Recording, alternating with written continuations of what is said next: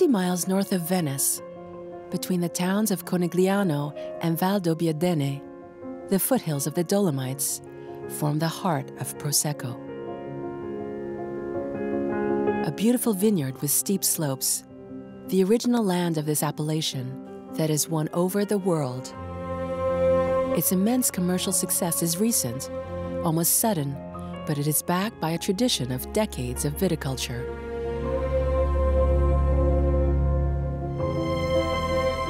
Prosecco, this sparkling white wine created around 1870, has thus become the prized jewel of a territory that men have proudly called over the centuries La Marca Gioiosa, the joyful region, a name, a terroir that is part of the rich Venetian wine history.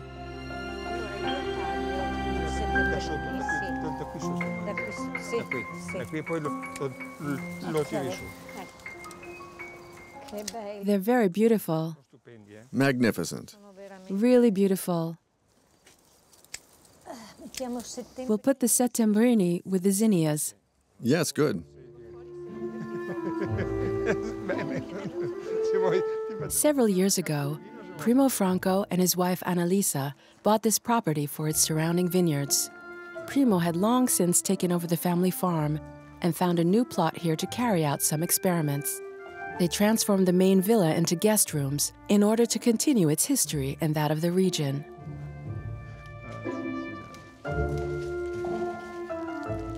The red's lovely. This red is really beautiful. 2 more Americans should be arriving at 2 p.m. I hope their rooms will be ready. È tutto pronto lì? È tutto pronto? La cucina, sì. Ok. Questi vasi Questo lo pronti. mettiamo qui in mezzo.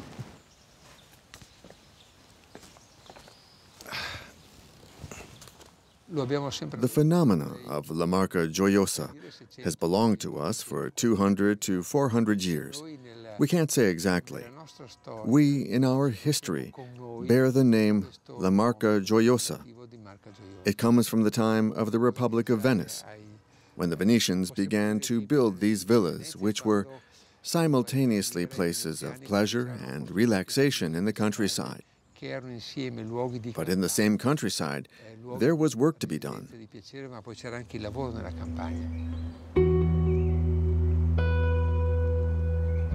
The work to be done was then divided between crops of cereals and grapevines, small plots favorably exposed on the hillside, like that of the Riva di San Floriano above Valdobbidadene.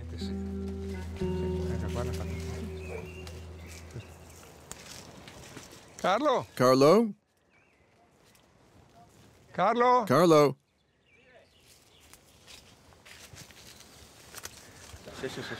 Yeah. What did you do? I broke ground with a chisel and hammer, and then I removed the vine from the ground with a pick. If you get to the sick plant right away, you can even manage to save the grapes. The plant recovers almost immediately and the bacteria stops. The important thing is to do it in time.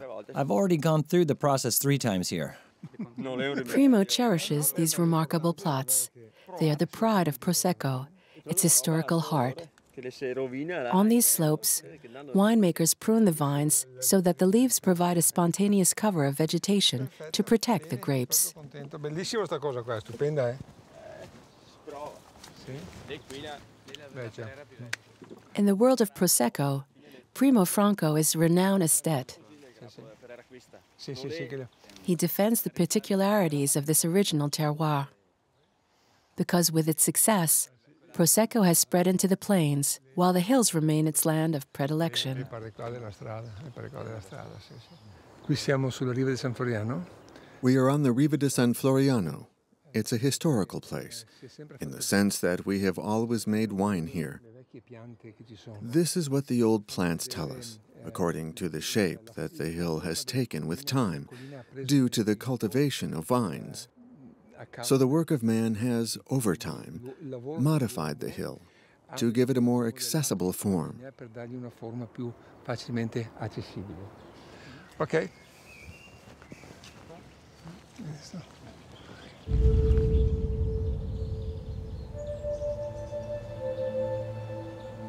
This area has long been marked by viticulture. Texts indicate its presence in antiquity, but there is also proof on a wall of the church of San Pietro di Felletto, in a particular 12th century fresco called Sunday Christ.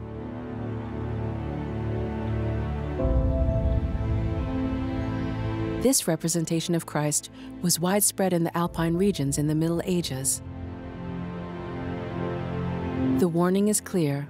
One who works on that day makes the suffering Christ bleed. The tools that surround are testimony that the vineyard was already part of everyday life.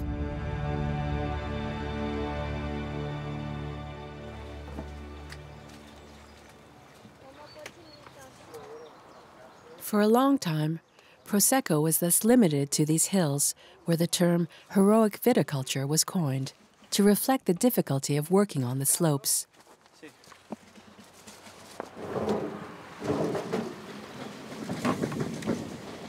This historic vineyard is one of the family parcels, a few acres that are passed down from generation to generation, cultivated mainly to sell the grapes to bigger houses that make them into wine. Do we have to finish now, Mom? But we won't be able to finish. Rita, put that in the bucket. But will we finish today? For decades, Prosecco remained confined to its territory.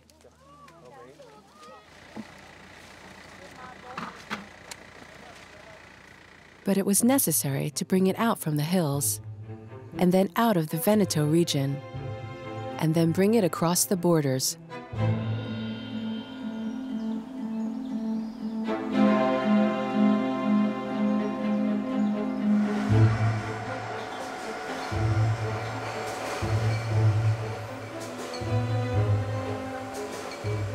Primo proclaims himself to be the Marco Polo of Prosecco. He was the pioneer, the first to cross the Atlantic, to propose this wine that nobody knew. I remember when, at the end of the 1970s, I went to the United States for the first time.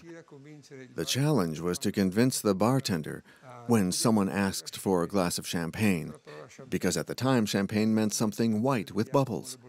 So we had to convince the bartender he could offer a glass of Prosecco as well.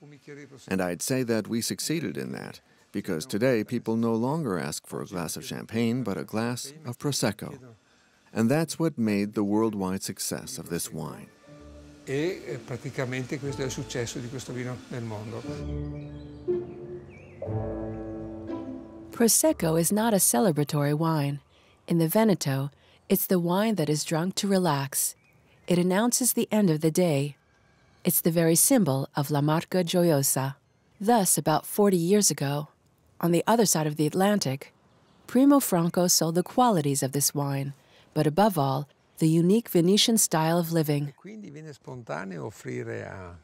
It comes very naturally, therefore, in Venice to offer something from Veneto, because we're talking about Venice, of Valdobbidadene, but then there is a region called Veneto. There is this link, Venice-Veneto, and so it's normal.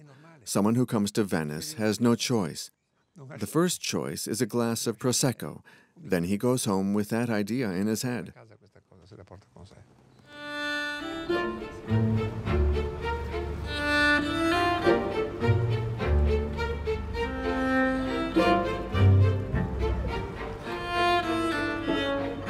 Prosecco and its image are henceforth linked to Venice. The watery city so much associated with a wine is finally only the continuation of its history. Venice, a city whose most obvious contribution to the great history of wine is the transparent glass. But it doesn't stop with this major creation.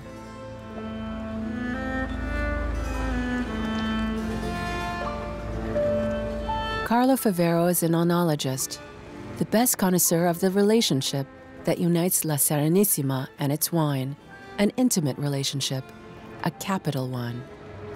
Venice invented the wine trade. We're on the Grand Canal in the heart of Venice. Originally, Venice goes from the island of Torcello to Rialto, where the first nucleus of the city is formed. Here, opposite, is the Riva del Vino, the river of wine, where the wine trade in Venice met. A few centuries ago on these banks, one could have seen the loading, unloading of caskets, barrels, wine that was cut, mixed by the persons responsible for this task who were called malvasiotti.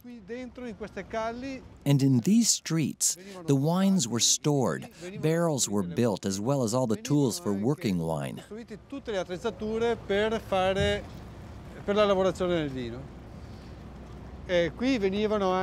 Here, they negotiated. The wine was bought and sold, and often it didn't even come off the boats. And from here it set out for all the ports of Central Europe, Bordeaux, and England. The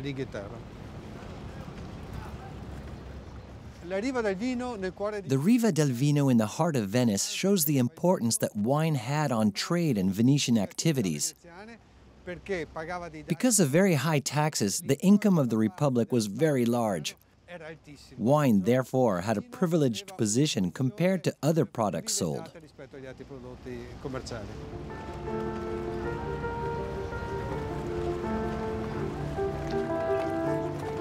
In the heart of the city, signs always tell of this connection.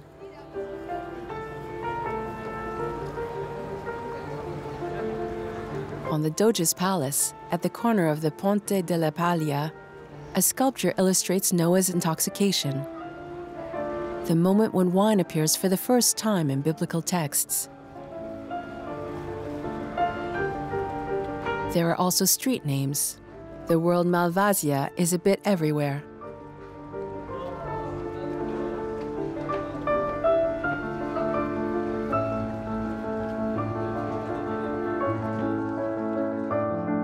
At its peak, from the 13th to the 15th century, the Republic of Venice dominated the Eastern Mediterranean. It was the crossroads between the Orient and the Occident. It then traded a wine produced in its Greek, Cypriot, and Cretan possessions. This wine is called Malvasia, a wine which all the courts of Europe desired, a wine from which it derived enormous profits. It was itself taxed in Venice before distributing it to its final destination. In the city, this wine was reserved for patricians and Venetian nobles. Passage of the Malvasia. Some centuries ago, this was surely a place where Malvasia was consumed.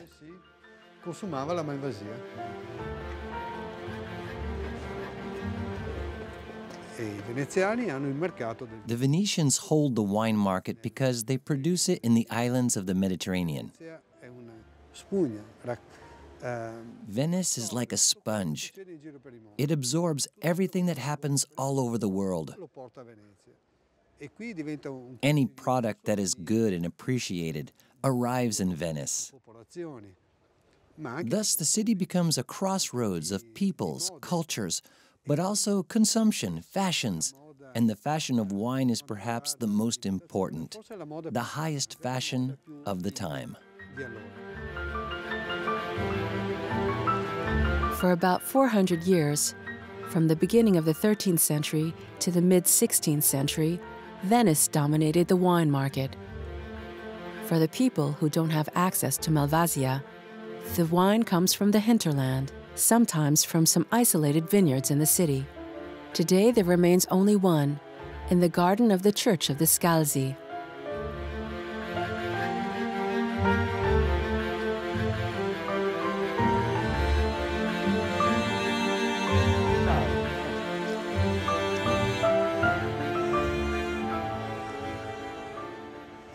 Are the grapes good? The grapes are good, also the ones for table wine. We're finishing them. Now we'll see if the last harvest is good, so then we can decide how to proceed for the winemaking.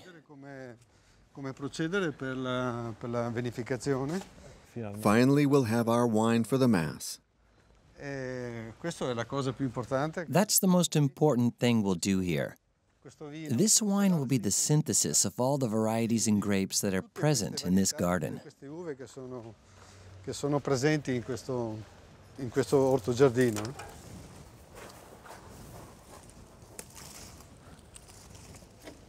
In this garden, Carlo Favero has planted dozens of different grape varieties.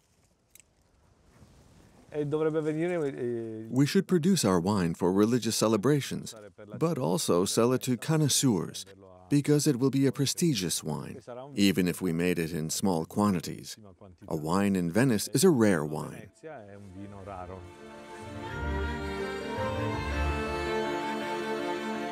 All these grape varieties are linked to Venice, and this small vineyard sums up its rich wine history.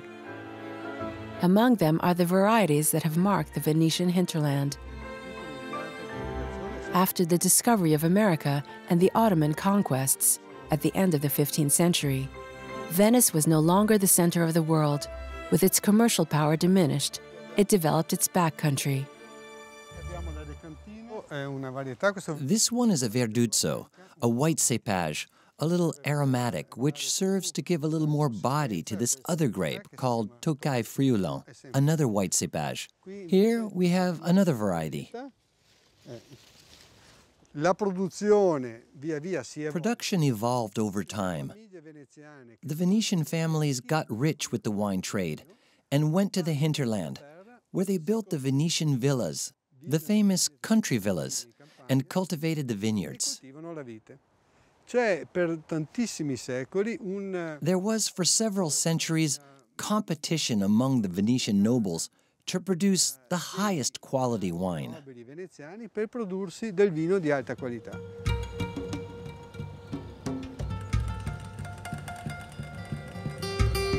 The development of the vineyard in the Venetian backcountry, where today Prosecco is produced, comes from its historic turning point, marking the beginning of the decline of Venice as a maritime and commercial power.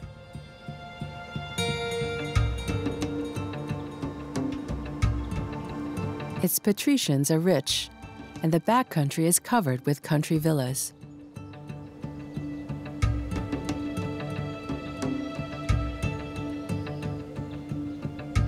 Behind the term villa hides an agricultural exploitation, doubling as a place of culture and pleasure.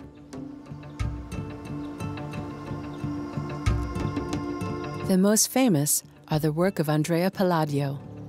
They will modify the course of world architecture. And the most famous Palladian villa is the Villa Barbaro in Mazères.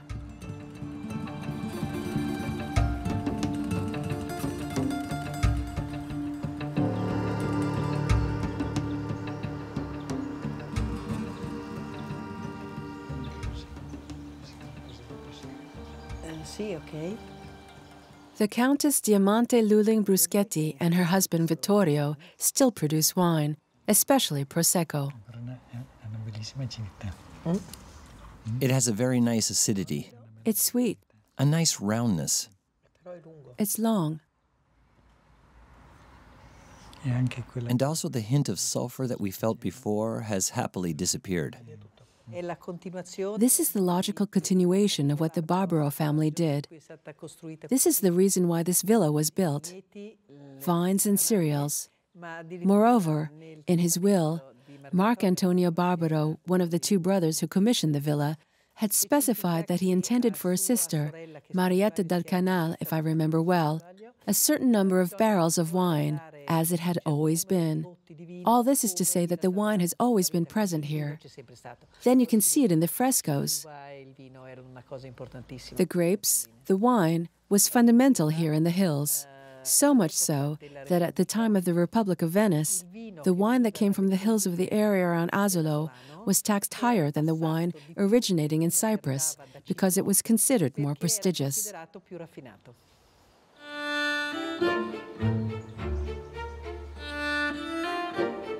The Barbaro family built a villa that was both an efficient agricultural enterprise as well as the mirror of their intellectual life.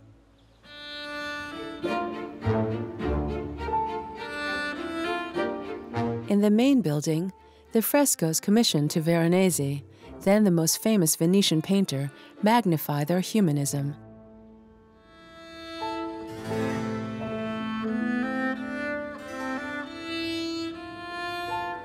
Trompe-l'œil, portraits, landscapes, religious, mythological, and philosophical themes intertwine and symbolize La Marca Gioiosa, the joyful region.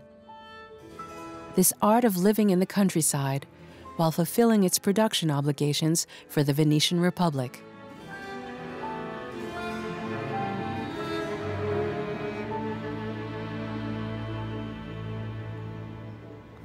How much Prosecco do you make? Approximately 50,000 kilos. We're below quotas. Primo Franco passes from time to time at the Villa Barbaro to visit Vittorio, a place he has frequented since his childhood, when he came with his father who bought grapes. And you press everything in the cellar? Yes, this year we do everything in the cellar, so I can select the stock I need. And after, see how the market goes, to sell our gold.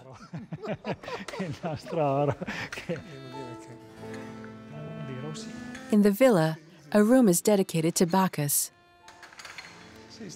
There is always a new discovery in the abundance of frescoes. You see, I was saying this is the first time I've seen a bunch of white grapes.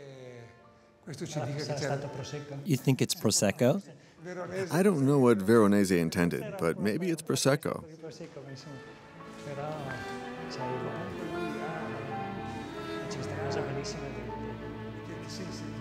Bacchus was the symbol of abundance, joie de vivre, and hospitality.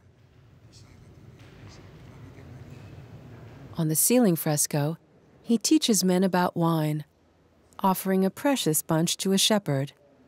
Another, after drinking, is plunged into the music that is probably playing in his head.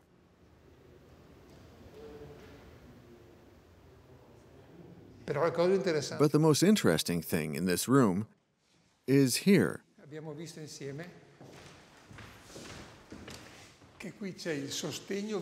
The natural stake for the vine represented in this image. Veronese shows us that the vine was a creeper, and so as a creeper it needed a stake to climb. In fact, we can see here that there is the leaf of the vine and above another type of leaf. The vine, thanks to the stake, climbs to the place where it finds the pergola. Today, we find this in a new technique of trimming the vine,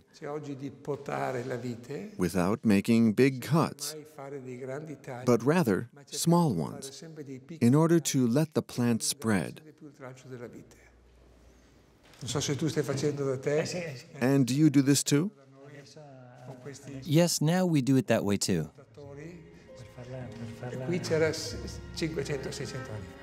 It first existed 500 years ago. We should show it to the vine trimmers. It's extraordinary.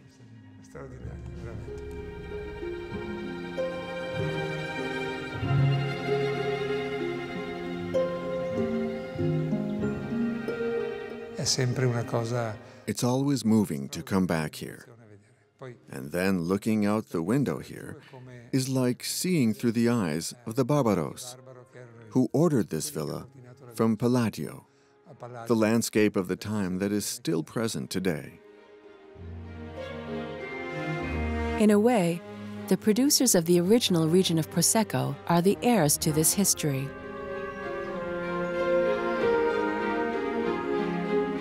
But Prosecco has gone out of control. Today it sells more bottles than bottles of champagne, about 300 million. And only a quarter are from its historic hills, the price of its success.